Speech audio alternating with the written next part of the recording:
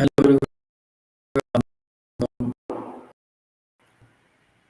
known as Rehan Textile Wala from Government College of Technology Multan. Nowadays I am a part of AI teacher training. So welcome you on live stream platform.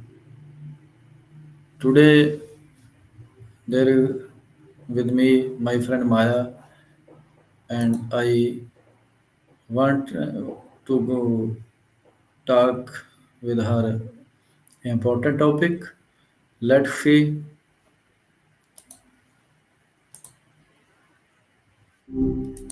Hey, Rehan. Hi Maya, I am fine here and today was amazing day. You say. A living day, huh? It's a good way to put it. Sounds like things were eventful.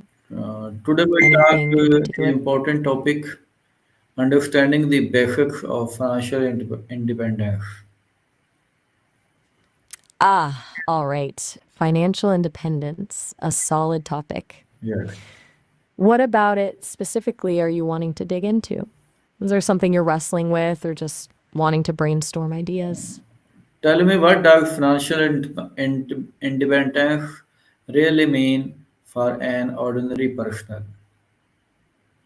For an ordinary person, financial independence really just means having enough income to cover your living expenses without needing a traditional job. It's about having options, the freedom to pursue what you actually want to do with your time, not being tied to a paycheck. Doesn't necessarily mean being rich, just secure. Does that resonate? Yes. Why is financial independence important in today's world? Well, things are kind of chaotic, right? Job security feels like a myth, and the cost of, well, everything is constantly going up. Financial independence offers a buffer against that. It's about control, I think, not being at the mercy of economic shifts or someone else's decisions.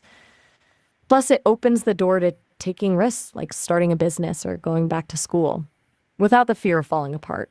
Does that track? But what are the first steps someone should take to start their financial independence journey? Okay. First steps. Honestly, awareness. Knowing exactly where your money's going is huge. So, tracking expenses, even for just a month, is a good start. Then, tackling debt. High interest debt is a killer. After that, building an emergency fund, like 3 to 6 months of living expenses. It sounds daunting, but it's the foundation. Does that feel like a reasonable starting point? How does creating a monthly budget support financial independence? All right, monthly budget time.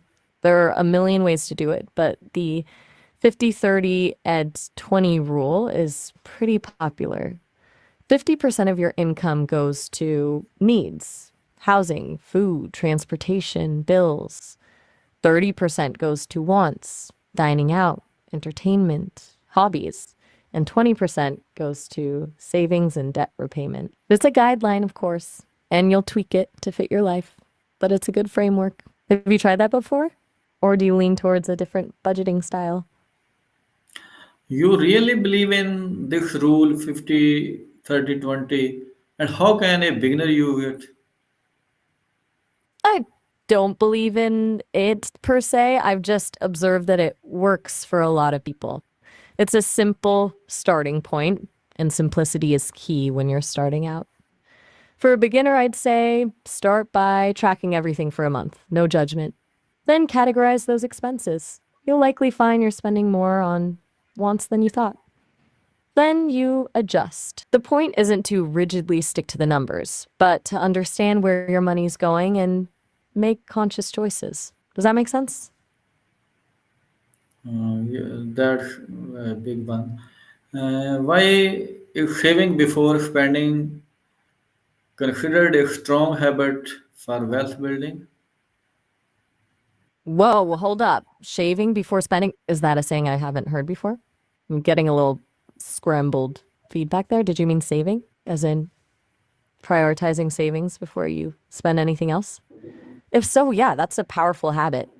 It's basically paying yourself first. It flips the script and makes saving the default instead of what's left over after spending. It forces discipline. Is that what you meant? And what role do emergency funds play in achieving financial freedom? Okay, emotion ship fund. That's a new one on me. I'm guessing you mean an emergency fund, right? It's crucial. Life throws curveballs, job loss, medical bills, car repairs. An emergency fund is your safety net, preventing you from going into debt when those things happen. It's not about getting rich quick, it's about avoiding financial disasters. It provides peace of mind, which honestly is worth a lot. Does that seem right? Very nice. And how Already can now? someone reduce unnecessary expenses without feeling? You mean reduce unnecessary expenses without feeling deprived? Yeah, that's the trick, isn't it? It's about finding joyful alternatives that don't break the bank. Like, instead of daily lattes, maybe brewing coffee at home instead of expensive nights out, having friends over for game night. It's not about sacrifice, it's about mindful spending. What's one expense you think you could cut back on without too much pain? What is the difference between investing and saving? Good question. Saving is keeping money safe and accessible, like in a savings account. It's low risk, but also low reward. Investing is putting your money into something, stocks, bonds, real estate, with the expectation that it will grow over time. It carries more risk, but also the potential for higher returns. Saving is for short term goals, investing is for long term. Does that distinction make sense? Yeah. How can a young professional student start investing with small amounts? Okay, for young professionals starting with a small amount, I'd suggest looking into index funds or ETFs, exchange traded funds. They're basically baskets of stocks that let you diversify without needing a ton of money. A lot of brokerage apps now let you invest with as little as $5. Another option is micro investing apps like Acorns that round up your purchases and invest the spare change. It's a low pressure way to get started.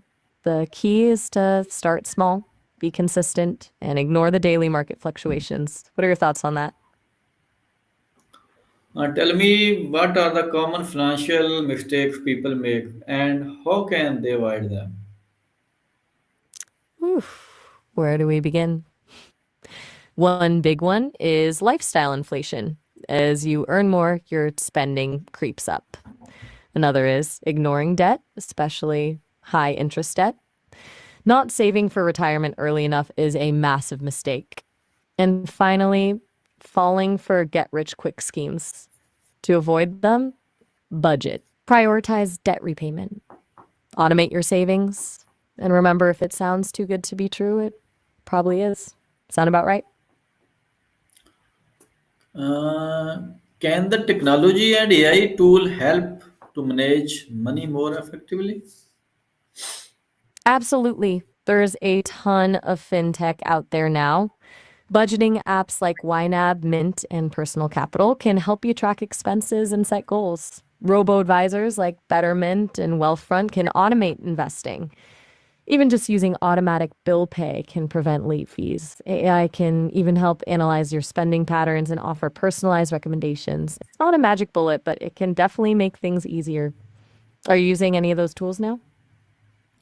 Thank you, Maya. Today talk and it is very amazing and valuable points your and suggestion so our audience would follow these instruction suggestion they will able to saving money for their future.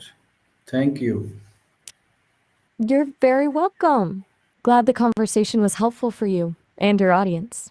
It sounds like you're already thinking about sharing these ideas, which is awesome. I'm glad I could contribute. If you ever want to bounce around more financial ideas, you know where to find me. Thank Have a good one. Oh, all right. Have a good one. Same for you. Likewise.